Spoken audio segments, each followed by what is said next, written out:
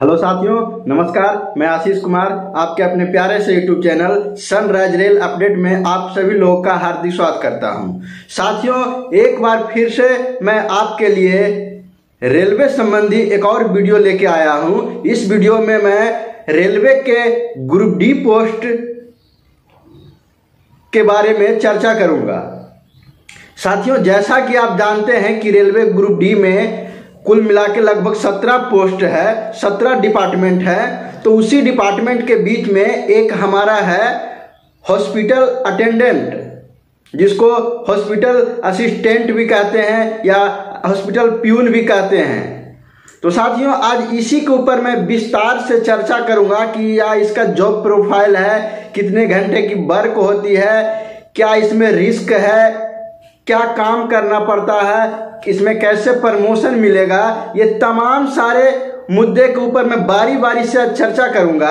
तो साथियों, वीडियो को बिल्कुल भी स्किप ना करें, वीडियो को पूरा देखें, एक एक पहलू को देखें, नहीं तो फिर आपको समझ में नहीं आएगा। तो साथियों, चलते हैं, वीडियो शुरू करते हैं। तो साथियों, वीडियो शुरू करने से पहले अगर आप हमारे चैनल पे नए हैं और चैनल को अभी तक सब्सक्राइब नहीं किए हैं तो प्लीज हमारे चैनल को सब्सक्राइब करें। और साथियों, इससे पहले मैं रेलवे ग्रुप डी के बहुत सारे पोस्ट के ऊपर मैं वीडियो बना रखा हूं। अगर आप उसे नहीं देखे हैं तो जाके प्ले लिस्ट में आप सर्च कर सकते हैं। एक फाइल बना हुआ है ग्रुप डी जॉब प्रोफाइल, उसमें आपको assistant pointsman, assistant CNW, assistant TRD, assistant telecom, ये तमाम सारी डिपार्टमेंट के ऊपर वीडियो मिल जाएगा। तो आप उसे वहां जाके देख सकते हैं। तो साथियों, सबसे पहले बात करते हैं कि ये जो आपका असिस्टेंट, हॉस्पिटल असिस्टेंट का पोस्ट है, तो जैसे ही हॉस्पिटल से संबंधित आता है तो आप समझ लें कि ये चिकित्सा संबंधी या हॉस्पिटल संबंधी रिगार्डिंग ये है। अब साथियों, ये किस डिपार्टमेंट के अंतर्गत आता है, पहले मैं बात करता हूँ। ये जैसे और सारे देखता हूँ कि ट्रैक मेंटेनर हैं, असिस्टेंट पॉइंट्समैन हैं। तो जो असिस्टेंट पॉइंट्समैन होते हैं उनको आप ऑपरेटिंग के अंतर्गत रखते हैं, और जो ट्रैक मेंटेनर होते हैं उन्हें इंजीनियरिंग डिपार्टमेंट के अंतर्गत रखते हैं। जो CNW है उनको मैकेनिकल के अंतर्गत आते हैं। तो उसी तरह से आपका जो हॉस्पिटल असिस्टेंट है वो मेडिकल डिपार्टमेंट के अंतर्गत वो पोस्ट आते हैं। साथियों, ये ग्रुप डी का पोस्ट है।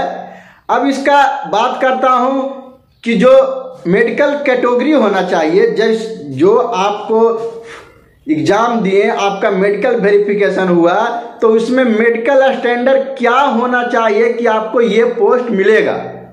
तो साथियों, इसके लिए आपका मेडिकल स्टैंडर्ड C1 होना चाहिए, तो आपको ये मिलेगा।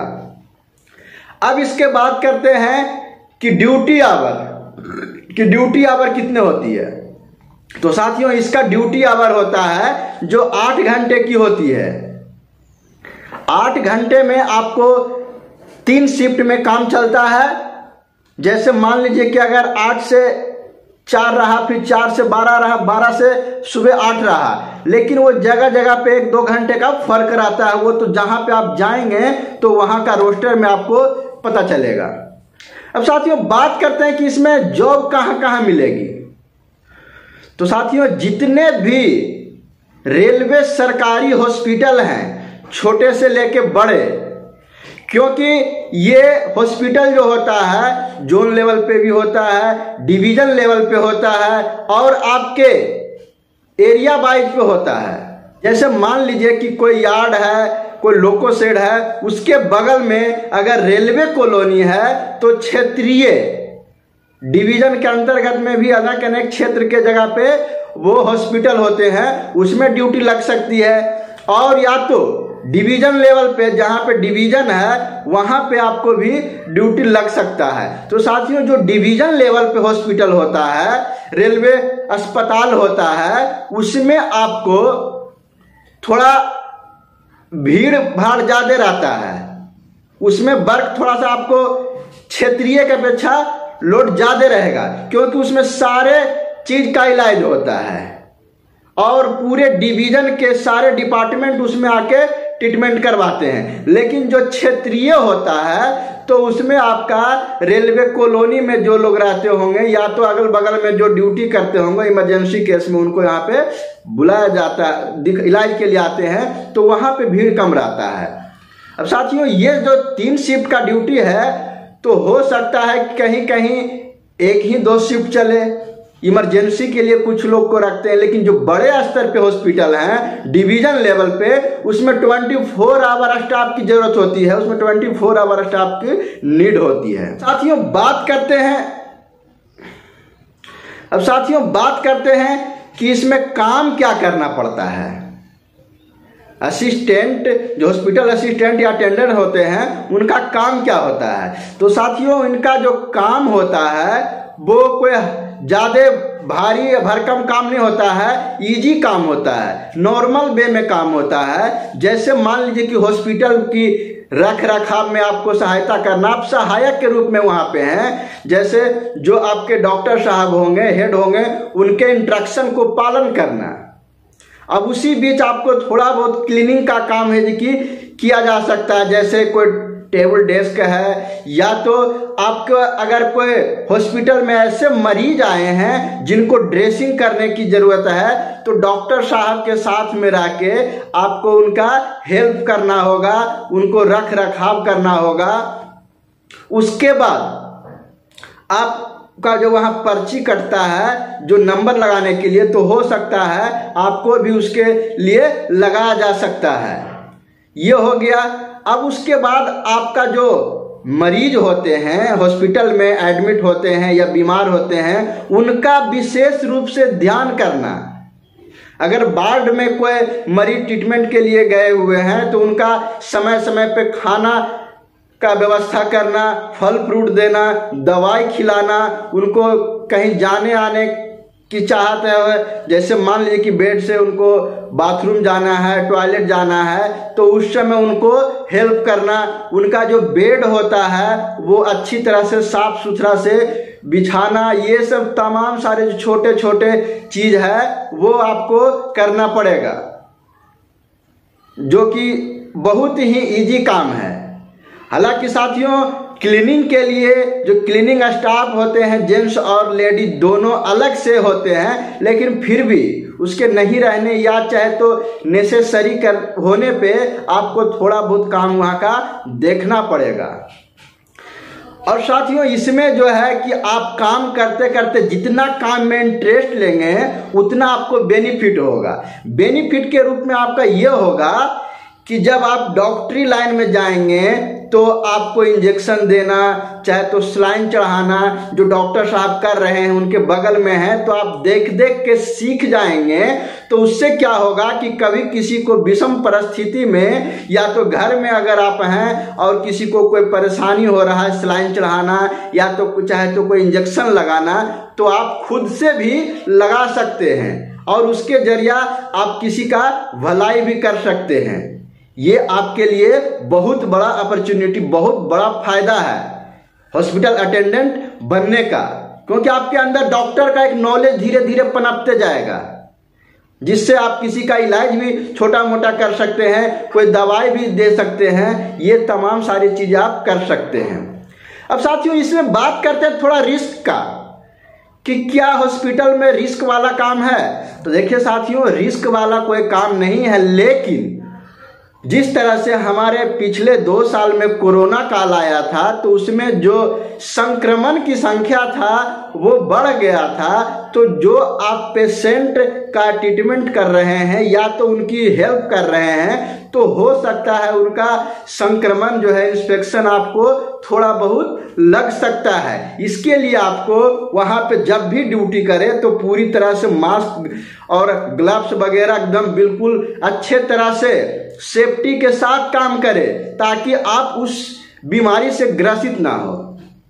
अब बात ये एक डर ये लगता है कि बहुत सारे कभी कभी ऐसे पेशेंट आ जाते हैं इमरजेंसी केस में, घायल हुए, एक्सीडेंट हुए केस में आते हैं, तो बहुत सारे स्टाफ को एक डरावना जैसा फील होता है। उससे आपको डरना नहीं है, आपको डटकर मुकाबला करना है, हिम्मत से काम लेना है, कुछ नहीं होगा। अब साथियों बात करते हैं, ये तो था तमाम सारे इसके ग्रुप डी के वर्क जो मैं आपको बता दिया। ये साथियों लड़कियों के लिए, खास करके जो गर्ल्स कैंडिडेट हैं उनके लिए बहुत अच्छी जॉब है, प्रोफेशनल जॉब है।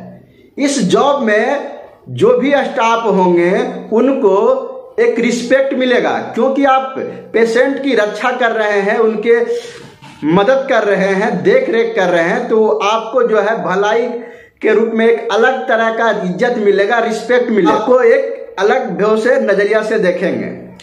अब साथियों बात करते हैं इसमें प्रमोशन की। तो साथियों लगभग 2 साल की जॉब पूरा होने के बाद इसमें आप एग्जाम जो वैकेंसी निकलते रहता है डिपार्टमेंटल, उसके द्वारा आप या सीनियरिटी बेसिस से सुप्रिंटेंडेंट बन सकते हैं, हॉस्पिटल सुप्रिंटेंडेंट आप बन जा सकते हैं। अब ये हुआ। अब साथियों बात करते हैं इसमें आपकी सैलरी की।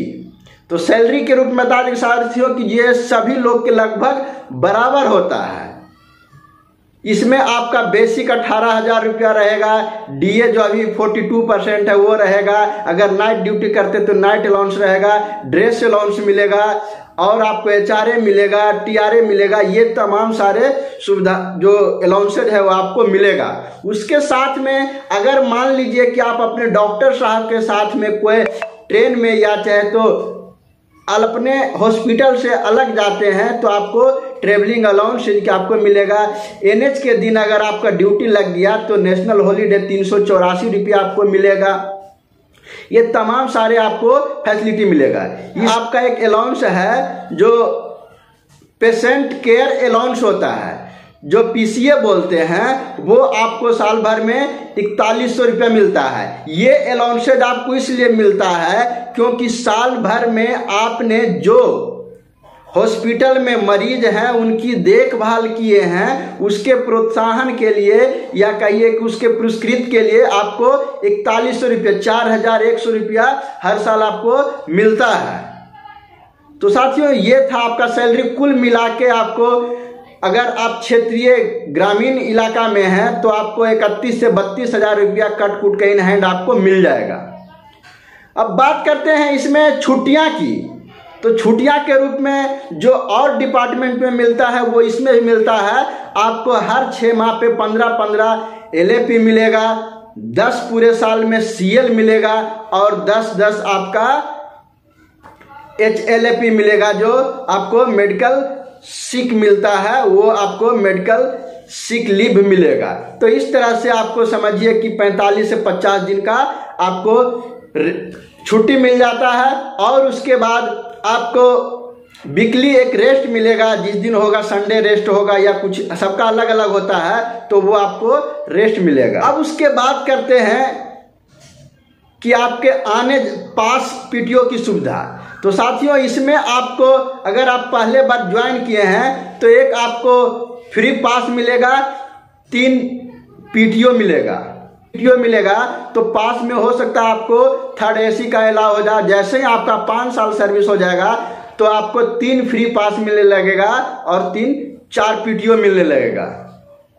तो साथियों यही था आपका ग्रुप डी के हॉस्पिटल अटेंडेंस या कहिए हॉस्पिटल असिस्टेंट का वर्क। अब साथियों इसमें एक और बात के ऊपर मैं चर्चा करता हूं कि इसमें जो आपका लाइफ स्टाइल है वो बहुत ही अच्छा होने वाला है, रॉयल्टी वाला है। आप एक डॉक्टर के ड्रेस में वाइट कपड़े पहन के आप ड्यूटी करेंगे, आपको सभी लोग एक रिस्पेक्ट के नजरिए से देखेंगे और आपको जब भी ड्यूटी मिलेगा तो कोई अच्छा सा शहर में मिलेगा, जिससे आपकी लाइफ स्टाइल सही हो जाएगा। आप अपने बच्चे को पढ़ाई लिखाई अच्छी तरह से कर सकते हैं, वर्क लोड का किसी तरह का प्रेशर नहीं रहेगा, आप आराम से ये नौकरी कर सकते हैं। तो साथियों जिनको भी ये पोस्ट मिला है वो उनका लाइफ बहुत ही अच्छा होने वाला है। ये ग्रुप डी का सबसे अच्छा पोस्ट है, खास करके लड़की लोग को अगर मिल गया तो और बल्ले बल्ले है, वो मजे की नौकरी करेंगे। तो साथियों मैं उम्मीद करता हूं कि ये वीडियो आपको अच्छा लगा होगा। अगर अच्छा लगा होगा तो हमारे चैनल को लाइक शेयर सब्सक्राइब करना ना भूले, क्योंकि मैं हमेशा आपके लिए एक रोचक भरी जानकारी वीडियो लेके आते रहता हूं, जिससे आप बहुत सारे जानकारी का लाभ मिलते रहता है। और साथियों आप लोग से एक और गुजारिश है कि हमारा एक और चैनल है blog channel AK Lakshmi blogs, तो उसे भी सब्सक्राइब करने का कोशिश करें। तो साथियों मिलते हैं नेक्स्ट वीडियो में, तब तक धन्यवाद।